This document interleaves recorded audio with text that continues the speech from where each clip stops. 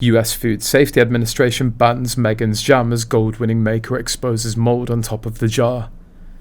A gold-winning marmalade maker slammed Meghan Markle's strawberry jams, and then US Food Safety Board participated in an investigation.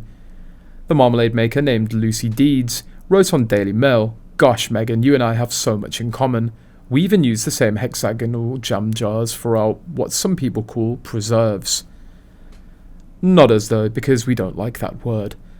Now, I don't want to hurt your feelings, but those frilly maid's caps on jars are a bit 70s. The August judges at the World Marmalade Awards in Dalamain, Cumbria, were very much frown on frilly hats, and nobody argues with them. Go for plain silver lids, I would. In fact, looking at your jam in the hands of the friends and influencers you've sent it to, and at the video you posted to Instagram of you cooking in that elegant Montecito kitchen, I'd be happy to share some jam making tips. While we're on the subject of presentation, I noticed the label on the jar you sent to fashion designer Tracy Robbins is slightly coming off and flapping to one side. A dab more glue should do the trick. Were you really making this jam in the video you posted? The soft focus makes it quite hard to see. If you were, I'm impressed that you appeared to be making it without a white coat on or even an apron.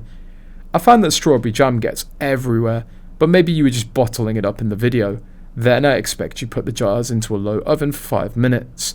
After that, you'll have screwed the lids up tightly to make a perfect seal so that the jar opens with a reassuring airtight pop. Without that finishing touch, of course, one of your friends could open a jar and find a little furry crop of mould on top. One burning question for you: where will you find all these people in California who eat strawberry jam? I thought you were as likely to find anyone in LA with a loaf of bread in the house as you were to find them eating deep-fried Mars bars or smoking a silk cut.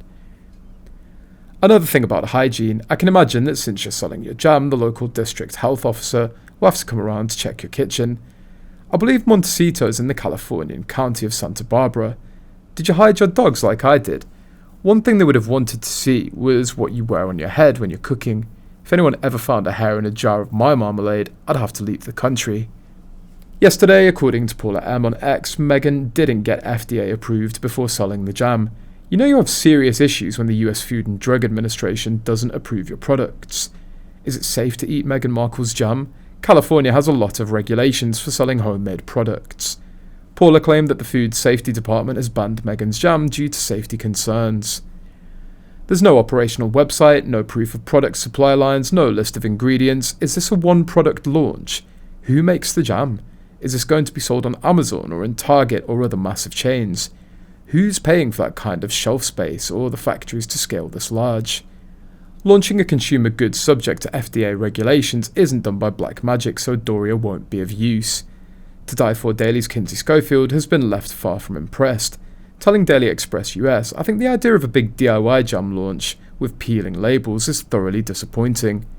When you acknowledge the fact that Harry and Meghan have had very little success since stepping back from the British royal family, it's perfectly possible for Meghan to make a batch or two and send out canned jams to 50 friends. But when it comes to mass producing the jams for the public, it would be close to impossible to keep up, according to PR expert Megan Boyle.